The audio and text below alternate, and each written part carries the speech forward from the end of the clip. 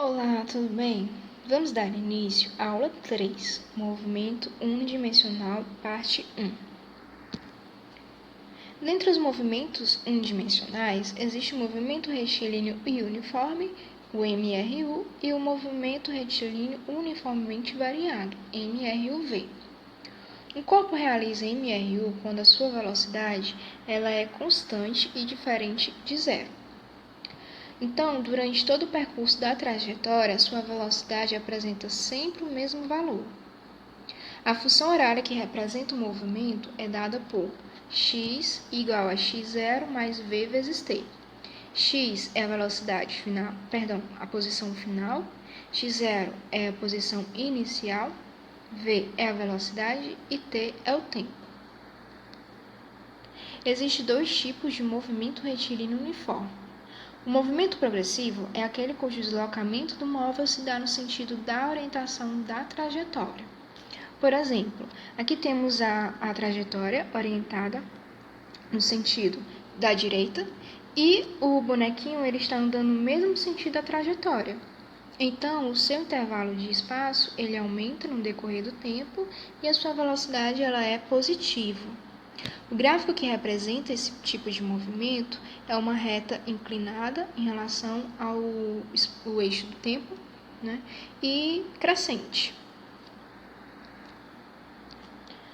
O segundo tipo de movimento retilíneo uniforme é o movimento retrógrado, que é aquele cujo deslocamento do móvel se dá no sentido contrário ao da orientação da trajetória. Então, aqui nós vemos que a trajetória está orientada no sentido da direita, entretanto o bonequinho ele vai para o sentido oposto. Então o seu intervalo de espaço ele diminui no decorrer do tempo e a sua velocidade ela é negativa. Então o gráfico que representa esse tipo de movimento é novamente uma reta inclinada em relação ao eixo dos tempos, entretanto decrescente. O movimento uniformemente variado, ele apresenta uma variação na velocidade escalar e possui uma aceleração constante. Ou seja, no MRU, a velocidade ela era sempre a mesma e não tinha aceleração. No MRUV, a velocidade ela varia no decorrer do tempo e aparece uma aceleração constante, que não muda nunca. As funções horárias são a equação horária da velocidade, que permite saber a velocidade instantânea da partícula em um determinado instante t, e é expressa pela forma v igual a v0 mais at, onde v é a velocidade final, v0 a velocidade inicial, a é a aceleração e t é o tempo. Observe que o gráfico para essa equação é novamente uma reta inclinada, agora v em função de t, e a velocidade escalar ela cresce com o tempo quando a aceleração é positiva e decresce com o tempo quando a aceleração é negativa. A equação horária da posição ela permite determinar a posição escalar de uma partícula durante um intervalo de tempo t. Ela pode ser calculada pela expressão x igual a x0 mais v0t mais 1 meio de at ao quadrado, onde x é o espaço final, x0 espaço inicial, v0 velocidade inicial, t tempo, a aceleração e novamente tempo ao quadrado. Observe que para esta equação apresenta dois tipos de gráficos. São gráficos de parábola, em que a diferença é basicamente a concavidade. Quando nós temos a concavidade para cima, é porque a aceleração escalar ela é positiva. E quando nós temos a concavidade para baixo, a aceleração escalar ela é negativa. Uma forma de você lembrar quando é que um é para cima ou para baixo é muito simples. Você desenha dois olhinhos imaginários aqui em cima do gráfico da parábola. E aí, se fizer uma carinha feliz, é porque o carinha é positivo, ou seja, a aceleração é positiva. Se você fizer os olhinhos e ver uma carinha bad, tipo triste, então é porque o carinha é negativo, então a aceleração é negativa. Depois eu vou gravar uma aula só com macetes para vocês lembrarem dessas coisas e fórmulas. A equação de Torricelli, ela relaciona o deslocamento escalar com a variação de velocidade sem a necessidade do tempo.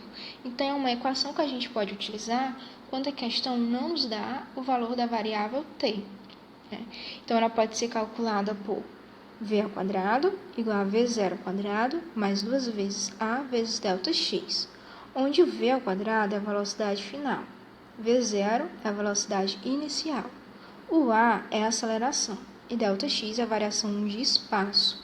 Lembrando que espaço final menos espaço inicial.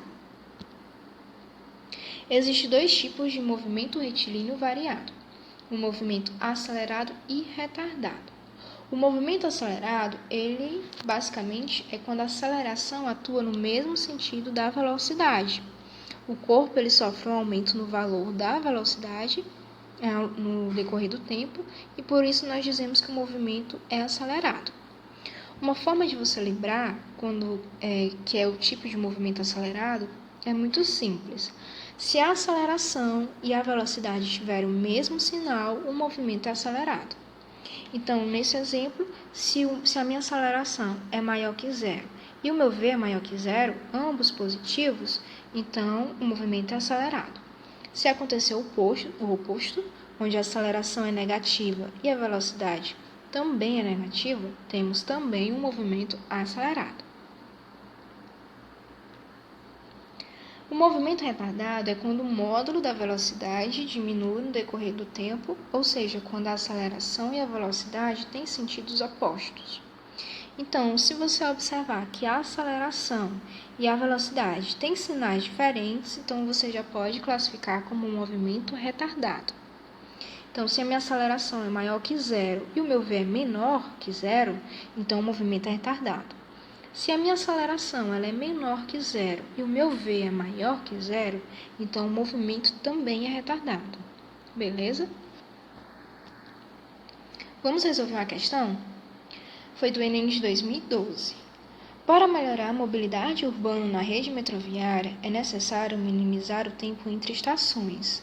Para isso, a administração do metrô de uma grande cidade adotou o seguinte procedimento entre duas estações.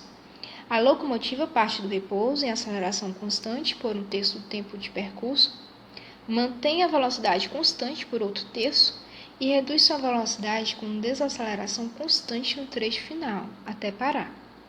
Qual é o gráfico de posição, em função do tempo, que representa o movimento desse trem? Aqui nós temos as opções de gráficos e vamos à resolução. Primeiro de tudo, o que vai responder essa questão é a parte do texto que diz isso aqui, ó. A locomotiva parte do repouso em aceleração constante por um terço do tempo de percurso, mantém a velocidade constante por outro terço e reduz sua velocidade com desaceleração constante no trecho final, até parar. Então, vamos lá. Quando ele diz que a aceleração ela é constante, então o trecho 1 ele é representado por um arco de parábola, com concavidade para cima, pois trata-se de um movimento acelerado. No trecho 2, quando ele fala que mantém a velocidade constante, o que nós temos é um segmento de reta ascendente, pois trata-se de um movimento uniforme. E no trecho 3, quando ele diz e reduz sua velocidade com desaceleração constante no trecho final até parar, nós temos um arco de parábola com cavidade para baixo, pois trata-se de um movimento retardado. Então, a alternativa correta é o item C, representada por esse gráfico. Você pode voltar para o slide anterior e comparar os gráficos, e essas informações e entender melhor o que eu quis dizer. Se você não entendeu ainda, você pode deixar aqui nos comentários que eu explico com mais detalhes. Você também pode pedir questões do Enem e de outros vestibulares que eu gravo uma aula explicando o passo a passo da resolução, beleza? Obrigada por assistir e até a próxima aula.